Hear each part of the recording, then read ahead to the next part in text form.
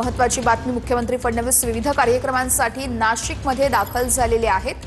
फडणवीसांच्या हस्ते 5657 कोटींच्या कामांचं भूमिपूजन होणार आहे आणि त्याच कामांसाठी आता फडणवीस हे नाशिकमध्ये दाखल झालेले आहेत।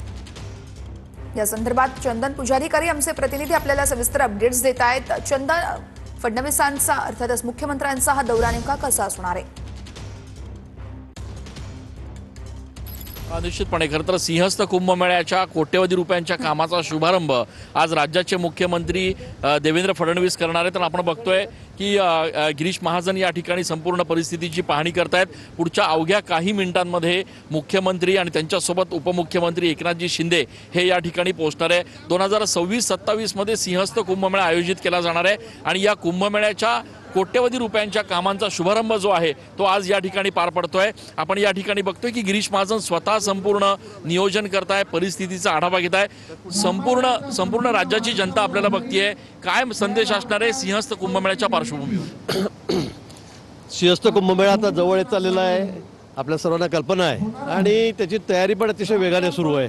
आज जवळपास 6-6.5 कोटीच्या कामाचा शुभारंभ या ठिकाणी होतोय। नाशिक शहराचं सगळं रूपच आम्हाला बदलायचं आहे आणि इथले घाट असतील, इथलं अतिक्रमण असतील, इथलं सगळं नवीन प्लॅनिंग असेल ते आम्ही सगळं या ठिकाणी करतो आहोत। त्याचबरोबर नाशिक शहरातले खड्डे हा सगळ्यात महत्त्वाचा विषय आहे। वारंवार तिथे खड्डे पडतात, लोकांना त्रास होतो, रहदारीला त्रास होतो, ट्रॅफिक जाम होतं आणि त्यामुळे आता सगळे रस्ते आम्ही आता सिमेंटचे करतो आहोत। एकदा सिमेंटचे रस्ते झाले की मग कायमस्वरूपी इथे कुठलाही प्रॉब्लेम राहणार नाही, अडचण राहणार नाही। अनेक कामं या ठिकाणी आहेत, PWDच्या माध्यमातून आहेत, महानगरपालिकेच्या माध्यमातल्या आहेत, जिल्हा परिषदच्या आहेत, रस्त्यांची कनेक्टिव्हिटी आहे। आता 6,500 कोटी रुपयाचा पण रिंग रोड आहे, त्याला आपण आता सुरुवात करणार आहोत अगदी काही दिवसामध्येच आणि कुंभमेळ्यापर्यंत 1.5 वर्षात तो रस्ता आपण पूर्ण करणार आहोत। मला वाटतं नाशिक शहराचं सगळं रूप बदलायचं आहे। हा नुसता तीर्थक्षेत्रासाठी नाही तर एक सगळ्या दृष्टीने नाशिक शहराचं एक वेगळं महात्म्य आहे, वैशिष्ट्य आहे आणि त्यामुळे मला असं वाटतं की येत्या काही दिवसामध्येच नाशिक जिल्ह्याचा, मी शहराचा म्हणत नाही, नाशिक शहराचा बदलेलच पण जिल्ह्याचा आपण चेहरामोहरा बनवणार आहोत। रेकॉर्ड ब्रेक असा ठरणार आजचा यावेळेसचा सिंहस्थ कुंभमेळा? रेकॉर्ड ब्रेक ठरेल कारण यावेळेला आपण बघाल निश्चितच चंदन, या संदर्भातले सगळे अपडेट आपल्याकडून सातत्याने घेत राहू। तुर्तास धन्यवाद दिलेल्या माहितीसाठी। बातमी महत्त्वाची आहे। राष्ट्रवादीच्या स्टार प्रचारकांची यादी जाहीर करण्यात आली आहे। स्टार प्रचारक यादीमध्ये अमोल मिटकरी यांना स्थान देण्यात आलंय, मात्र रुपाली ठोंबरे पाटील यांचं नाव स्टार प्रचारक यादीतून वगळण्यात आलंय। रुपाली चाकणकर यांचं नाव स्टार प्रचारकांच्या यादीत असल्याचीही माहिती आहे। आपण नावं पाहणार अजित पवार, प्रफुल्ल पटेल, सुनील तटकरे, हसन मुश्रीफ, धनंजय मुंडे स्टार प्रचारकांच्या यादीत आहेत।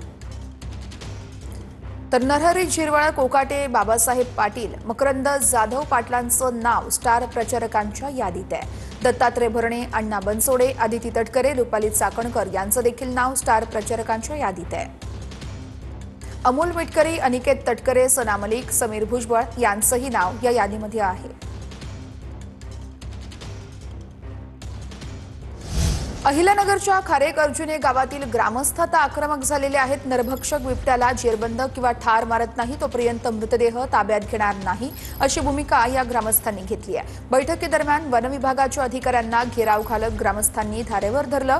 5 वर्षीय चिमुकलीचा बिबट्याच्या हल्ल्यात मृत्यू झाल्यानंतर ग्रामस्थ चांगलेच आक्रमक झालेत। बिबट्याने हल्ला करत उचलून नेल्यानंतर 16 तासांनी चिमुकलीचा मृतदेह सापडलेला आहे।